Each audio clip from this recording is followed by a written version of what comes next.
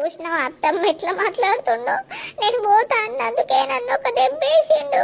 ఆగాగు, నువ్వు ఏడవకాగు. ఏడవకే కాదే, ఆడు పొద్దుగాల ఆగమాగం మీద ఉంటాడు, పనికోవాలని ఉంటాడు.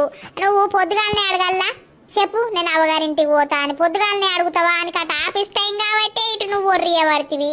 ఆ కోపంలో మంట్ర ఒక దెబ్బ తీసే. ఆ దెబ్బ వడుడు ఎందుకు, బోగోని చేతు బండ తీరుంటది, ఆ దెబ్బలు పడద్దు, తర్వాత దెబ్బలు ఎత్తాయి. రాత్రి వచ్చినాక మెల్లగా బుదరకిచ్చి అడగవా?